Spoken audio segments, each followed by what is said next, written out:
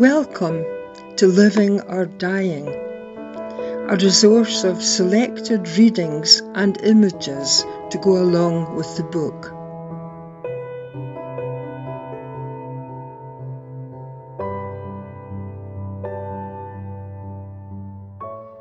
Living Will. Don't let my hair be guessed at, like my mother lying there in the white cotton nightgown we found, planned, in her bed drawer, still in its plastic wrappings.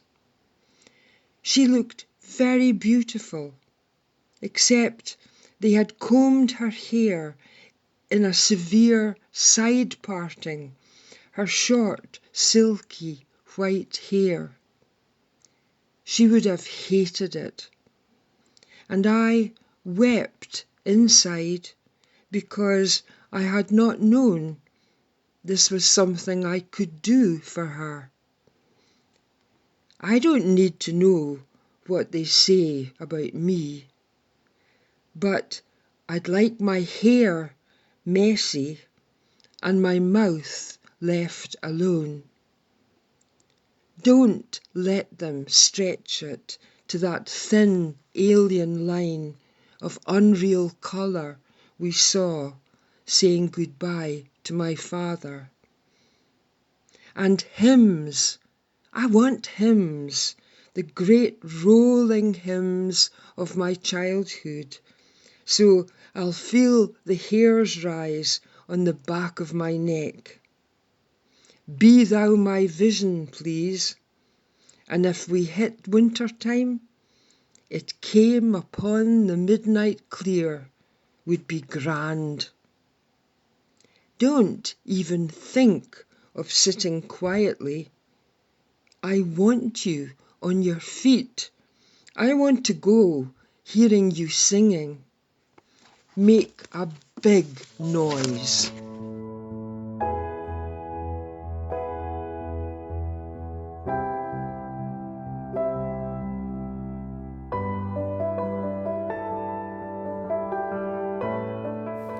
Now is the time. I cannot imagine life without music, with its power to express feelings beyond words. One of my most treasured memories is of my visits as a teenager to my beloved Auntie M, who had been an accomplished classical pianist in her time, and also knew the music and lyrics of many psalms and hymns. Even when she no longer recognised my father and me, she would still join us playing piano duets.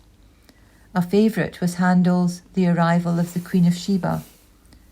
She knew her part by heart and dictated an energetic pace, chiding us to keep up with her. These were joyous moments towards the end of her life, enabling us to laugh together as we shared music we knew she loved so dearly. Little did I realise then that these experiences would influence me later in my professional life, when I was given the opportunity to work with music students to prepare performances for people in residential care homes, hospices, and hospital cancer care units in the final period of their lives, and for their loved ones and the staff caring for them. These performances confirmed music's power to provide moments of intimacy between people, easing pain and tension, promoting relaxation, encouraging participation, and transforming environments. As melodies drifted from the performance spaces through entire units, they often conveyed a deep sense of peace and tranquility, which could last for several weeks. Over the years, favourite repertoire emerged, including the songs of Robert Burns, popular traditional folk tunes, classical guitar music, operatic arias, songs from musicals, string quartets, an ever-growing treasure trove of possibilities.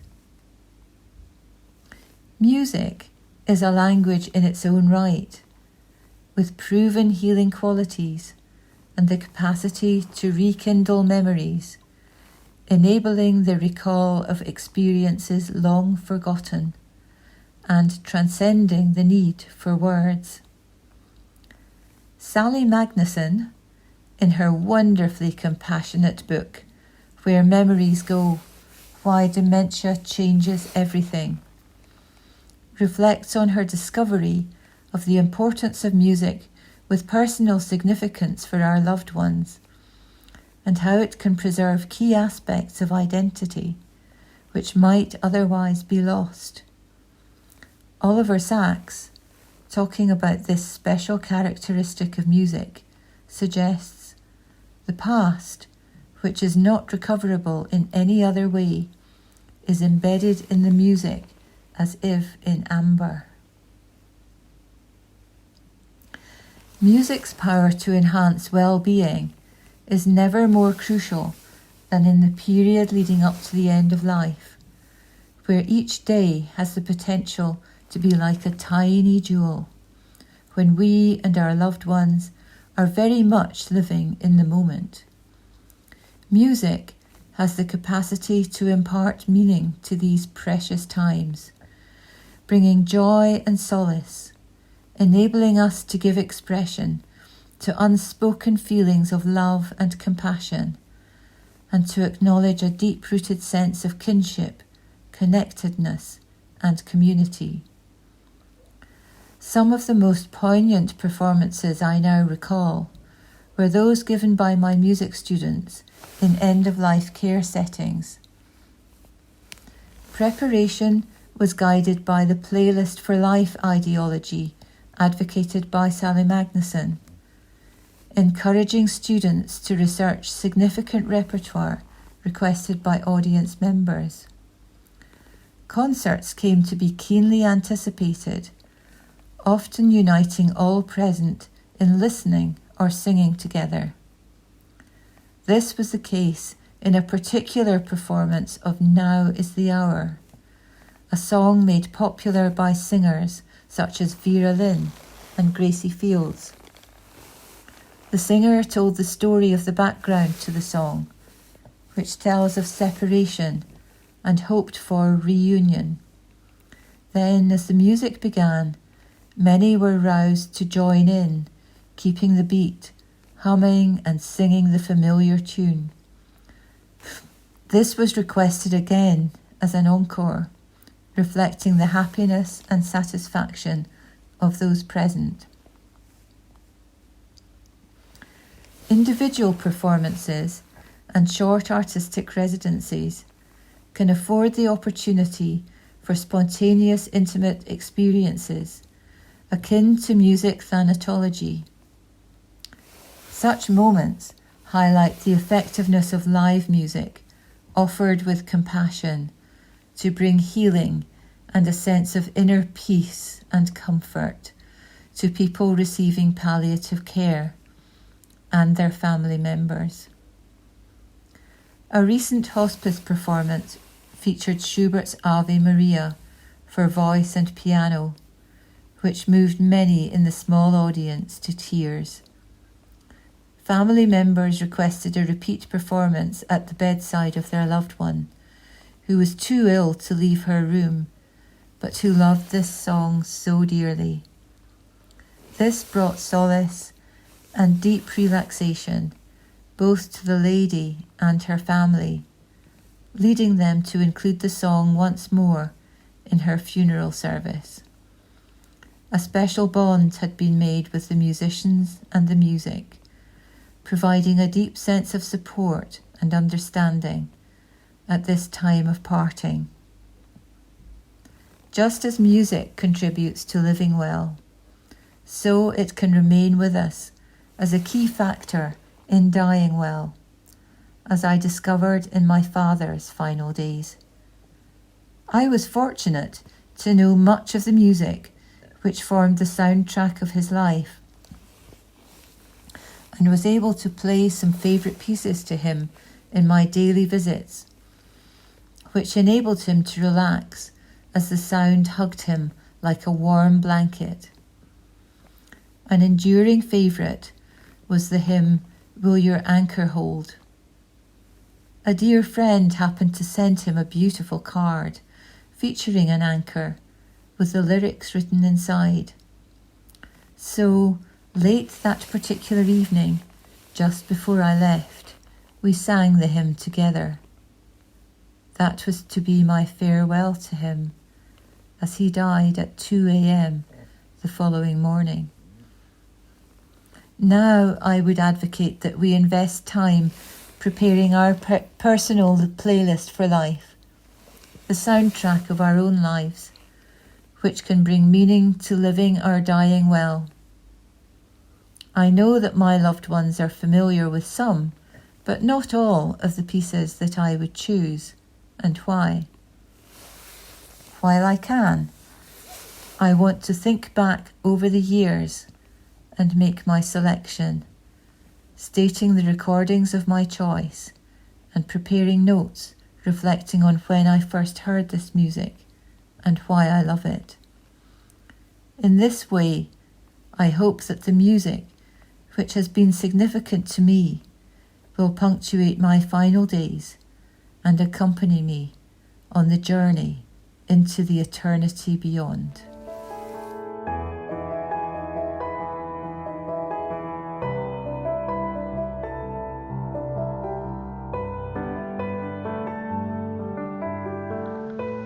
Psychedelics and end-of-life distress. I'm writing here about psychedelics and fear of death. It's an important subject in all kinds of ways.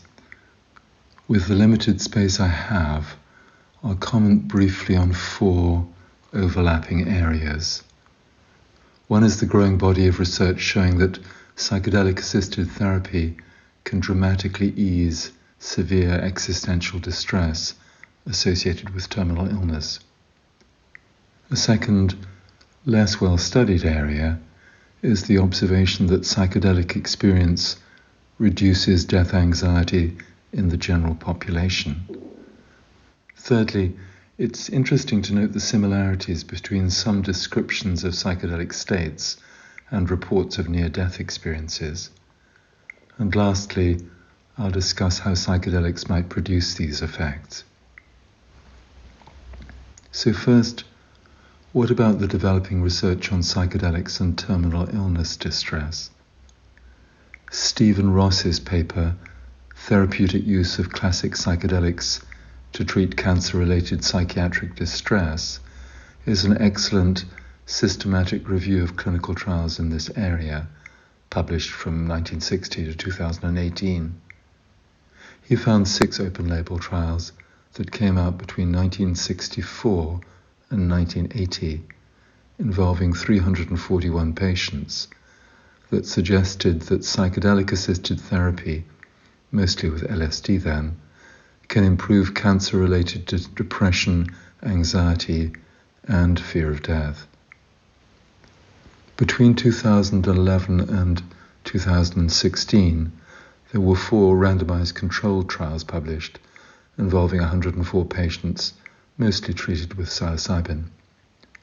This stronger scientific evidence demonstrated that, I quote, psychedelic-assisted treatment can produce rapid, robust, and sustained improvements in cancer-related psychological and existential distress.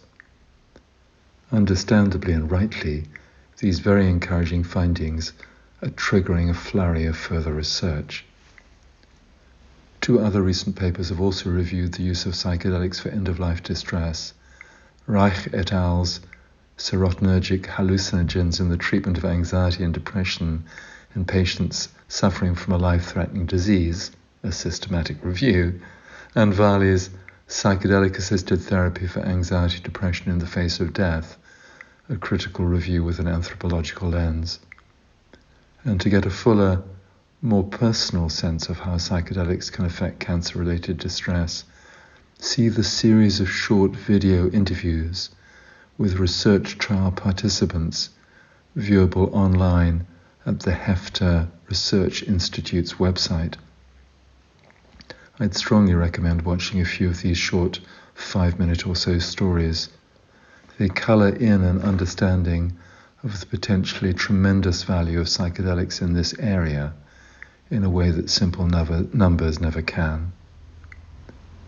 A major next step in making psychedelics better understood and more available for severe end-of-life distress is the forthcoming multi-center trial with Charles Grob from Harvard UCLA and Anthony Bossis from NYU, due to start early in 2021. Grob has commented, "What makes this study different from preceding studies is that it has broadened the patient population. It will take place in palliative care settings, and it will train practitioners. We'll be training different palliative care practitioners, including doctors, nurses, chaplains, social workers, and psychologists. What also makes this research different is that in the pioneering investigations with psychedelics in the 1960s and in the modern era, we looked at individuals with advanced cancer. In this study, we're opening it up to people with many additional medical illnesses that might be fatal and who are already enrolled in palliative care programs. It will be double-blind. I think the study will start in early spring 2021. It will be double-blind, placebo-controlled, and we have budgeted for 60 subjects, but we've been advised to estimate about 80 subjects. We're not advocating that people use psychedelics in the dying process. The study subjects must have an estimated life expectancy of 6 months and a palliative care diagnosis for an illness that could lead to a potentially fatal outcome. The study will take place at 4 to 5 different sites around the US using the same methodology, the same entry criteria, and the same outcome measures. Psychedelics clearly have a potentially significant part to play in helping with severe end-of-life distress. What about the less studied observation that psychedelic experience reduces death anxiety in the general population? The Death Transcendence Scale has been the main assessment measure used with research in this area. Small exploratory studies have shown significant changes in scores on this scale, still evident a year after even a single high-dose psychedelic experience. See the paper Long-Lasting Effects of LSD in Normal Subjects and psilocybin-occasioned mystical type experience in combination with meditation and other spiritual practices produces enduring positive changes in psychological functioning and in trait measures of pro-social attitudes and behaviors. And again, I think watching a couple of short videos of cancer sufferers' experience quickly illustrates why similar inner journeys might well impact fear of death for anyone, not just people suffering from cancer. I have a personal sense of this. I lead a very happy, fulfilling life, but on a couple of occasions, coming back down after deep psychedelic pilgrimages, I felt a real sense of pain and sadness to be once more confined into a small, efficient, and very small ego structure. These findings on death transcendence are deeply intriguing, and to add still further interest, subjective experiences during psychedelic trips can feel very similar to experiences reported in near-death situations. Timmerman and colleagues recently gave the psychedelic DMT to a group of subjects who, I quote, then completed a validated and widely used measure of near-death experiences. See the paper, DMT Models the Near-Death Experience. The researchers went on to report, we found significant relationships between the NDE scores and DMT-induced ego dissolution and mystical type experiences. Furthermore, we found a significant overlap in nearly all of the NDE phenomenological features when comparing DMT-induced NDEs with a matched group of actual near-death experiences. These results reveal a striking similarity between these states that warrants further investigation. In a much larger study using the Erowid experience vaults, Marshall et al. In their paper Neurochemical Models of Near-Death Experiences, a large-scale study based on the semantic similarity of written reports, reported, I quote, "Near-death experiences, NDEs, are comparable among individuals of different cultures, suggesting an underlying neurobiological mechanism.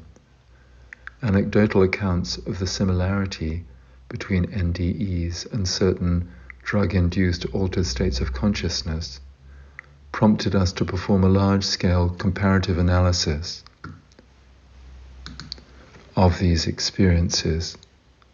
After assessing the semantic similarity between about 15,000 reports linked to the use of 165 psychoactive substances and 625 near-death experience narratives, we determined that the N-methyl D-aspartate, NMDA, receptor antagonist ketamine consistently resulted in reports most similar to those associated with NDEs. Ketamine was followed by Salvia divinorum, a plant containing a potent and selective kappa receptor agonist, and a series of serotonergic psychedelics, including the endogenous serotonin 2A receptor agonist NN-dimethyltryptamine, DMT. I've now written a little about psychedelic-assisted psychotherapies' potential for easing severe end-of-life distress, and a bit too about psychedelic experiences' ability to reduce death anxiety in the general population. Thirdly, I've noted similarities between some descriptions of psychedelic states and reports of near-death experiences. The fourth and last area I'd like to look at is how psychedelics might produce these effects. One can try to answer this question at multiple levels. See, for example, Robin Carhart-Harris's recent paper, How Do Psychedelics Work?, with its comment about, I quote, various scales of action, from the molecular, serotonin 2A receptor agonism, through to the anatomical and functional, heightened plasticity, and up to the dynamic, increased brain entropy, systems level, network disintegration and desegregation, and experiential.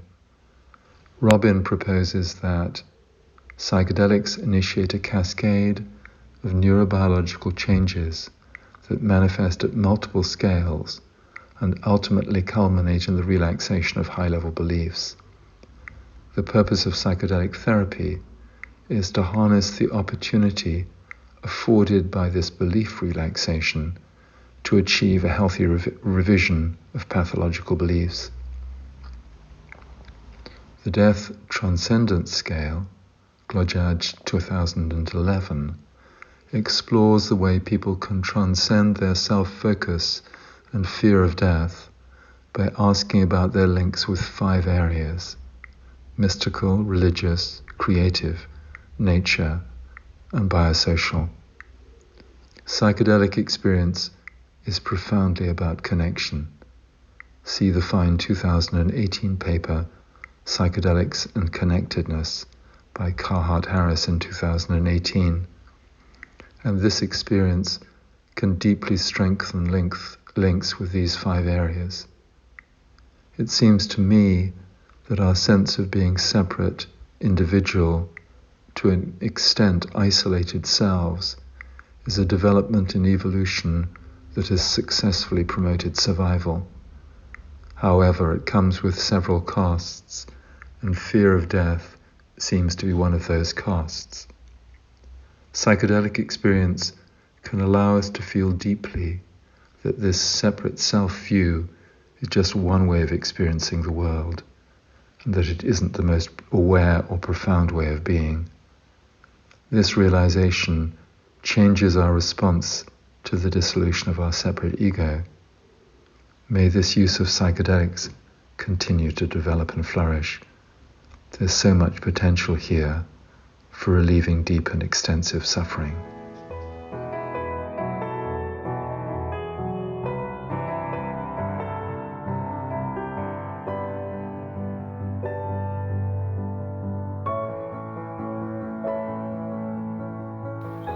Being a human being, for Mordecai Vanunu. Not to be complicit, not to accept everyone else is silent, it must be all right. Not to keep one's mouth shut to hold on to one's job, not to accept public language as cover and decoy, not to put friends and family before the rest of the world, not to say, I'm wrong, when you know the government is wrong, not to be just a bought behaviour pattern, to accept the moment and fact of choice. I am a human being and I exist, a human being and a citizen of the world, responsible to that world and responsible for that world.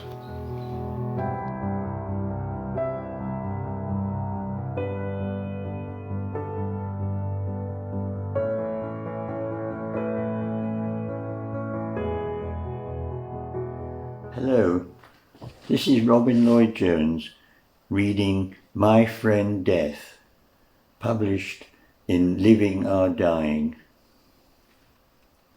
Someone once said that life is like a good novel.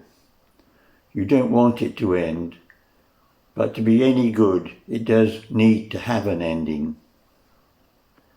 For me, one of the greatest glories of nature is the cycle of birth, life, death, and rebirth, on all its scales, from the millions of years it takes for mountains to rise up and be worn down again, then rise again, to the seasons of the year and the life cycle of a fruit fly.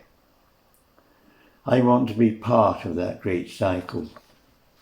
Not to be part of it renders life almost meaningless. But for the fact of death, none of us would be here now.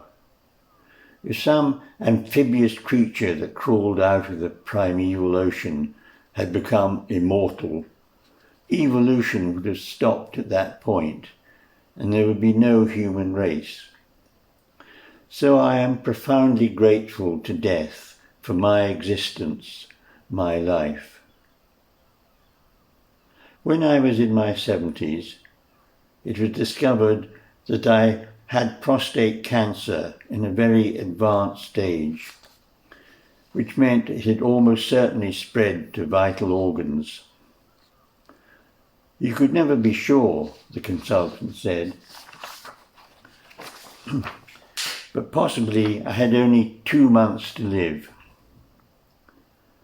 The news didn't seem all that terrible to me. What I was sorriest about was that I couldn't spend longer with the people I loved. But I really could not complain. I'd had a good life. My wife, who was a nurse and who'd seen many people die, tells me that given a choice between dying too soon or too late, too soon is by far the better option.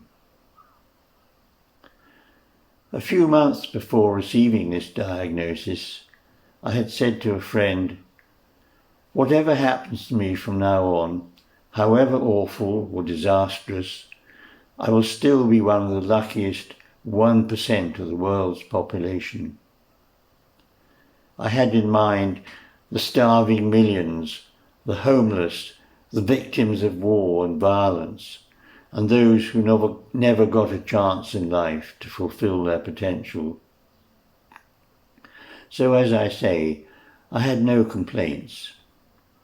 It is easier to let go, I think, when matters are resolved, when you have done most of the things you want to do, and above all, when you have found a path to gratitude and forgiveness.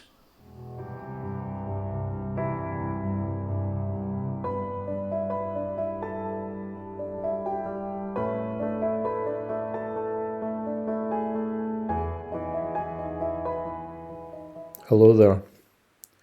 This is Donal McLaughlin, and I'm going to read some of the haiku I have in the anthology. The poems are taken from an ongoing file, the working title of which is A Steady Trickle.